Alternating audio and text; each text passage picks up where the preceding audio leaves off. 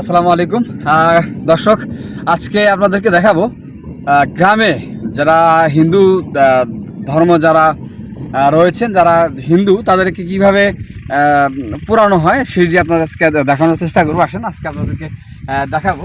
এটা হচ্ছে বিশাল বড় একটা চর। এটা হচ্ছে কি বলে আপনার করতোয়া নদী। এই করতোয়া নদীতে কিন্তু যারা হিন্দু রয়েছেন তারা কিন্তু এখানে কি বলে আপনার তাদেরকে পোড়ানো হয়। এটা এই করতোয়া নদী, এটা হচ্ছে পঞ্চগড় জেলার দেবীগঞ্জ থানায় অবস্থিত। তো আমরা সেদিকে আমার সামনে ভিডিও করো, সেটি কিন্তু আপনাদেরকে দেখানোর জন্য চেষ্টা করব। আপনারা কিন্তু দেখছেন যে আসলে এই যে করতোয়া নদীতে বিশাল বড় কিন্তু এই নদী, এটা হচ্ছে কিন্তু আপনার এদিক থেকে ওই দিক কিন্তু দেখা কিন্তু যায় না।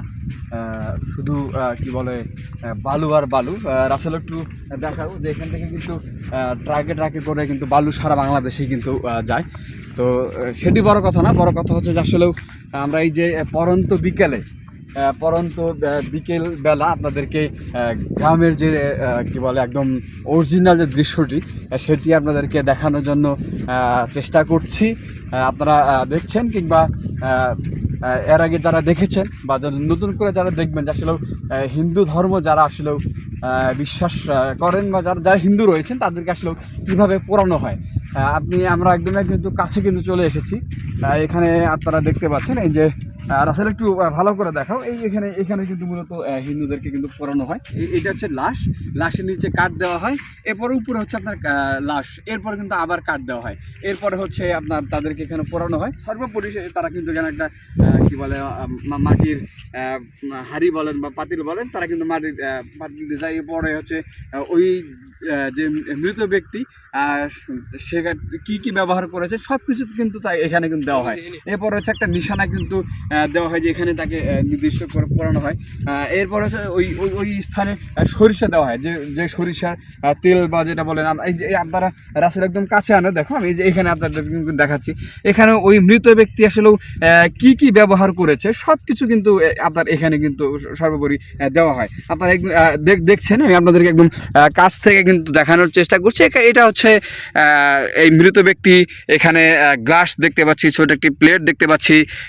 এরপরে সম্ভবত একজন মহিলা সে যা ব্যবহার করেছেন সেটি কিন্তু আপনাদেরকে দেখানোর চেষ্টা করছি। এখানে আমি আপনাদেরকে বলছিলাম যে আসলেও তারা কিন্তু সরিষা দেয়। সেই সরিষা কেন দেয়, কিভাবে দেয় সেটা জানা নাই, কিন্তু দেখতে পাচ্ছেন এখানে কিন্তু অসংখ্য সরিষা দিয়েছে, সরিষার গাছও কিন্তু আমরা দেখতে পাচ্ছি। আমি আপনাদেরকে বলছিলাম যে তারা কিভাবে তারা খায়। এখানে মনে করেন যে এই যে এই পাতিলটা মনে করেন যে আপনার এভাবে তারা ধরে নেন এটা হচ্ছে ভাত, তারা এভাবে ভাতটা সিদ্ধ করার পর এভাবে এভাবে ঢালার পর এই যতটুক পরে সে তারা কিন্তু ততটুকুই খায়, এর বেশি কিন্তু তারা পাতিল থেকে কিন্তু হাত দিয়ে যে যদি তার ভিতরে ভাত থাকে সেটা কিন্তু তারা কিন্তু তোলে না, বা তারা কিন্তু সেখান থেকে বেরোকে কিন্তু সেটা কিন্তু খায় না। এটা হচ্ছে আমি যারা দেখেছি সেটাই কিন্তু আপনাদেরকে বললাম। এরপরে হচ্ছে যে তাদের নিয়ম কানুন, অনেক নিয়ম কানুন রয়েছে।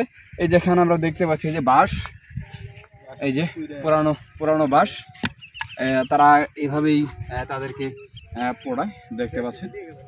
পৃথিবীর মধ্যে যত ধর্ম রয়েছেন তার মধ্যে উত্তম ধর্ম হচ্ছে আপনার মুসলিম ধর্ম। কেননা এই যে অনেক কষ্ট করে অনেক তাদেরকে পোড়ানো হয় এবং যেভাবে তাদের কাছে মনে হচ্ছে যে এটাই তাদের কাছে শ্রেষ্ঠ ধর্ম, কিন্তু আমার কাছে মেসেজ থাকবে এবং কোরআন হাদিস থেকে বা বাইবেল থেকে বা যেদিক থেকেই হোক না কেন, পৃথিবীর মধ্যে যতগুলো ধর্ম রয়েছে তার মধ্যে শ্রেষ্ঠ ধর্ম হচ্ছে ইসলাম। এটা আমি আপনাদেরকে মেসেজের মধ্যে মেসেজটি আপনাদেরকে দিয়ে দিলাম। আপনারা অনেকেই কিন্তু জানেন, তারপর আমি নতুন করে আপনাদেরকে বললাম। মানে এই যে একজন মানুষ মৃত্যুবরণ করলে তাকে কিভাবে পোড়ানো হয় বা তাকে কিভাবে কেউ বলে স্বর্গ, কেউ বলে নরক, পোড়ানোর মাধ্যমে তারা বলে যে তারা স্বর্গে চলে গেছেন। অর্থাৎ আমরা যারা মনে করি যে কবর দেওয়ার পর তার ভালো মন্দ বিচার হবেন, আর যারা হিন্দু ধর্ম যারা রয়েছেন তারা কিন্তু বলে যে মানে একটা লাশকে পুড়িয়ে ফেলার পর তার আর কোনো ইয়ে থাকে না, হিসাব নিকাশ বা তার কোনো কিছু হয় না, সে সরাসরি স্বর্গে চলে যায়। তো তো এই হচ্ছে বিষয়। যাই হোক, ভিডিওটি অনেক লং করবো না।